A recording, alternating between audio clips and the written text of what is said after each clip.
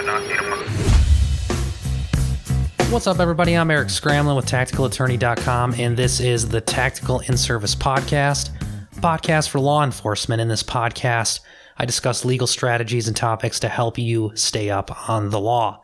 Today, in episode 3, I'm going to be talking about some of the pitfalls that I've seen as a prosecutor that officers get into when testifying, and 5 tips that may help you testify better in court. So, testifying in court. I've often, as a prosecutor, saw rookie officers terrified of this. Even one guy hyperventilating because he did not want to go into court and testify. I've even seen veteran officers kind of pacing the hallway in nervous anticipation of what was about to happen when they got up there. You know, testifying in court, it taps into that public speaking kind of fear factor that we all have to a certain degree, even me as an attorney, but it shouldn't be this way. As I've stressed, every battle is won before it's fought. Okay, again, preparation is the key. I can't tell you how many times I've had an officer show up on the morning of trial. So we're frantically getting ready to select the jury, and the officer comes up to me. This is going to be my first witness, and they say, "Do you have a copy of my report?" Oh, that's not good. You should have had copies of that report well before the day of trial. You should have brought it with you to court, and you should have already read it and been familiar with your case. So coming up today in episode 3, I'm going to discuss a couple of the common pitfalls that I've seen officers make when they're testifying in court, and 5 tips for every officer to help you testify better. So let's dive right in. Number 1, as I already mentioned, preparation. Preparation is absolutely the key. That is the theme of everything when it comes to trial prep, is be prepared. So you should have had your report, your criminal complaint, other officers' reports, reviewed body cameras well before the morning of trial. You should never show up at your trial and say, "Do you have a copy of my report? Can I watch that video?" You have to have already seen that before you got there. So be prepared. That's the most important thing, really. I mean, we could really end this right here, is be prepared, and you should be before you get there that day. So if you have a report, bring it with you, first of all. Second of all, you should have read it before you got there. So be familiar with it, because guess what? The defense attorneys had that report and your body cam or your dash cam for months, if not years, and they have picked that thing apart. So you have to be ready to know everything that's in there, everything that's wrong, or something that you need to explain. You have to already have gone over that and be ready in your mind about what you're going to say about that. So that's the most important thing. And this kind of leads into number 2. So my second tip is meet with the prosecutor before the trial date. Okay, that's kind of part of number 1, but I'm giving it a separate number, so we'll call it number 2. This is huge. When I was a prosecutor, I had 2 meetings with my officers for trial prep. The first one was early on in the case. This was a fact-finding mission for me to just get when I had a case that I knew was going to go to trial early on, come in, we got to start digging through the facts, and I need to know the picture of the case that's not in the reports. So the first meeting was just me getting comfortable with the story of the case and all the little facts and stuff that you don't pick out from the reports. That's the first meeting, and that's months before trial. Not all the prosecutors do that. The second meeting, and probably the most important one, was the one that I would do right before trial. Now, yeah, I'd like to do it a week or 2 before, but in reality, we know that a lot of DAs, prosecutors are busy, so you're probably not going to get in there until, maybe it's Thursday or Friday before, and the trial starts on Monday. That's fine. You want it fresh in your mind. Just make sure you're going in and meeting with the prosecutor, because what are the benefits of that, right? Well, first of all, the prosecutor is going to go over the theme and the theory of the case with you. I would always explain to my officer, and I would tell them, of course, you have to be careful because, and you can't, the prosecutor can't tell you what to say. But what they can do is they can prepare you for what their theme and theory of the case is and say, look, okay, we got to prove X, Y, and Z if we're going to be successful in this case. So I need you to go study a report and be very familiar with these 3 topics. Because if we don't get these 3 topics in, chances are we're not going to survive directed verdict. So by meeting with the prosecutor, it dials you in to what the theme and the theory and the story of the case is. So you know before you get on the stand what the prosecutor is going to ask you, and you've already prepared and you've studied your report. The second thing that can happen is the prosecutor can prepare you for what to expect on cross-examination. So when my officers would come in, we would go over the theme and the theory, and I would remind them, I can't tell you what to say. I can't coach you. Can't give you the answers. I need you to get up there and tell the truth.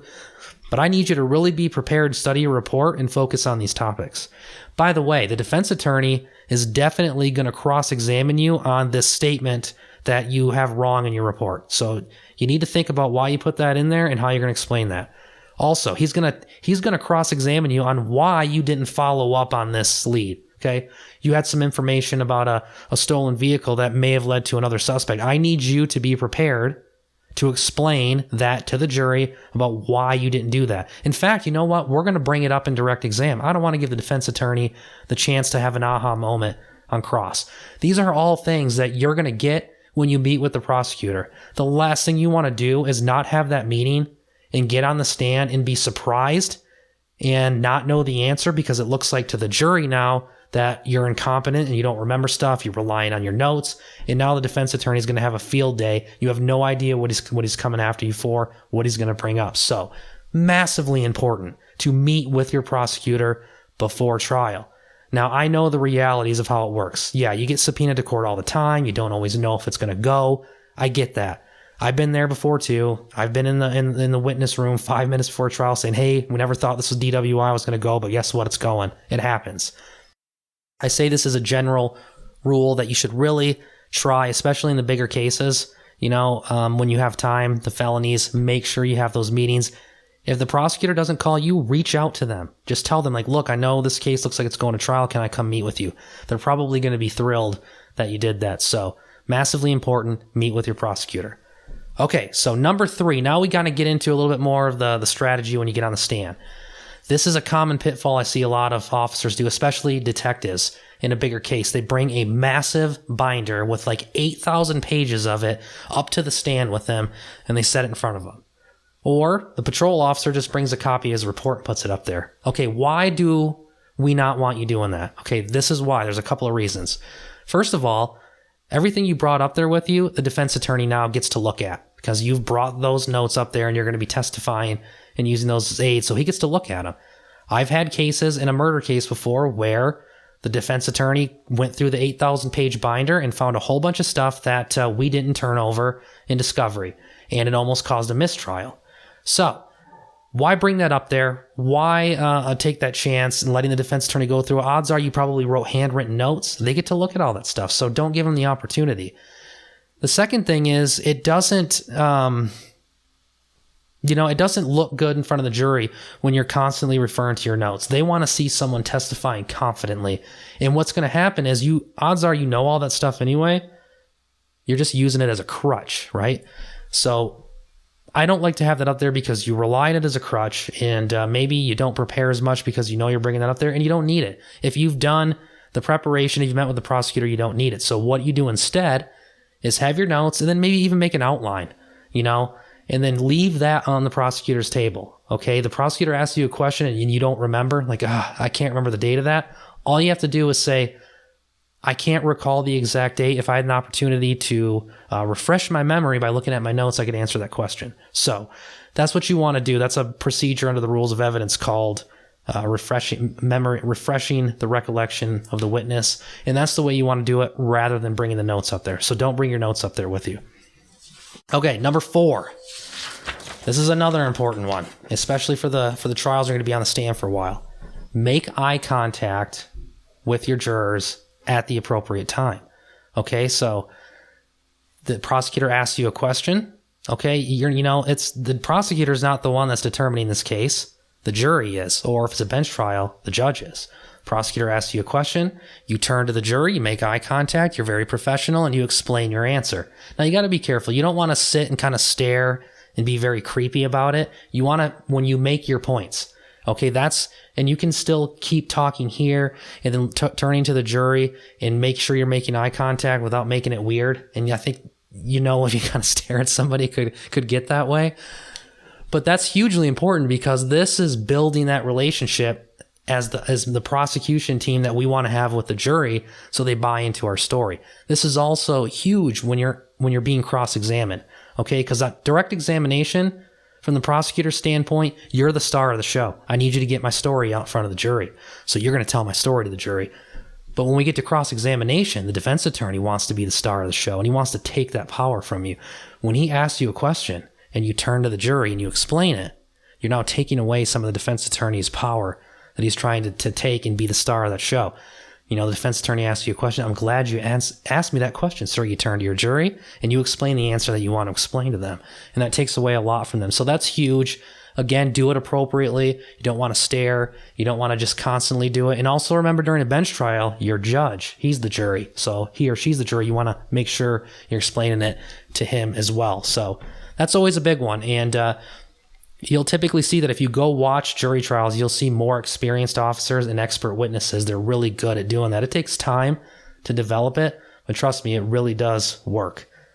Okay, number 5, last but not least, this may sound like a common sense tip here, but I can't tell you how many times I've seen officers not follow this. And number 5 is simply this: listen. Listen to the question. Listen to the question that's being asked. Make sure you understand the question and then answer it. I can't tell you how many times I've had skilled defense attorneys on cross-examination get you as the officer into a rhythm.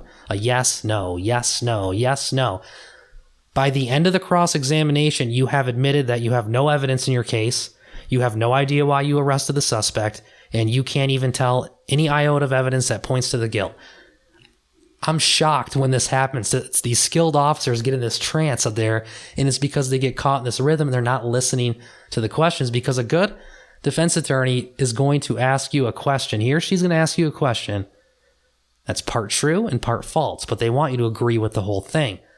That's why it's important to listen to that question, make sure you understand it, and if it's part of it's not true, then I think it's appropriate for you to say, that's not exactly true, sir. Because then that takes them off their game, takes them out of that track, and you've listened to the question and you know where it's going. So again, I can't tell you how many times I've had skilled officers walk into these, I call them swinging door traps, where they get these questions that walk them down a path, and then they just start admitting. The defense attorney gets them into a rhythm. The defense attorney will say, well, then you agree with me. You didn't have any evidence to show the defendant was driving under the influence. Yeah, that's true. And I'm like, what? What about bloodshot watery eyes and odor of alcohol? And what about the failed sobriety test? It's like you forget all of that stuff and you just start agreeing with the defense attorney because you're not listening to the question that he's asking. So that's huge, is to listen, understand, take your time. It's not a race, and then answer the question appropriately based on what the question was. That kind of leads me to the last part of it. In cross-examination, remember to always be professional. 2 mistakes I see officers make, especially on cross-examination, is they will turn around and they will ask a question back to the defense attorney in response to the defense attorney's question. And that usually starts to get argumentative. It never looks good. And it takes your control away, and it takes your ability to get the information that you want out in front of the jury away. So don't do that. Again, listen to the question, make sure you understand it, and answer it. And go back to remember, you've met with your prosecutor, so you know what the theme and the theory is of your case. So you can listen to that question, and then you can answer it appropriately in the context of what your theme and theory of the case is and what you know that you did or you didn't do in your case based on your research of the report. So again, and this goes without saying, you got to stay professional. Don't get into arguments. Don't get into a banter back and forth. Just listen to that question. No matter what, I tell you, I've had some defense attorneys really come after police officers. You stay professional. We make them look like the bad guys in closing. Okay, I can use that in closing when you stayed calm and professional, and I can bring up the fact that the defense is trying to paint the officer as this bad guy who lied and made up stuff. You know, you saw him. He was professional. He was polite. He was courteous. We admitted the things that we did wrong. But when we come back to the facts, look, he told you, he was upright and honest. If you're up there arguing and acting like a jerk, it's going to be hard for me to sell that. We can use those things against them. So, okay, that's my 5 tips. There's many more. I could do hours long episode on this. I hope these 5 tips can help you at least a little bit as a starting point the next time you testify. It takes time. It takes practice. You know, make sure you get in there. If you're a new officer, take advantage of the opportunity to go on a DWI case or a simple misdemeanor and just go and practice, because it's one of those things like learning how to hit a curveball. You can listen to me tell you about it all day long, but until you get in there in the courtroom and do it, it's not going to really make sense until you get practice doing it. So I hope this helps. And, as I say in my previous episodes, if you want some more information, I have a few more videos out there about testifying. I have an entire course available on officer testimony and officer prosecutions. If you do that in your state, you can find more information about that on tacticalattorney.com. And hey, if you're enjoying the podcast, I'd appreciate it if you hit the subscribe button if you're watching this on YouTube. If you're listening to the podcast, make sure you follow me, add me to your favorites, whatever. Just add me in there, because you're going to want to be notified when I have new episodes come out. So I hope this helps. Many more episodes coming. I look forward to talking to you guys some more. I'm having a lot of fun with the podcast so far. So remember, every battle is won before it's fought. Stay safe. See you in the next episode.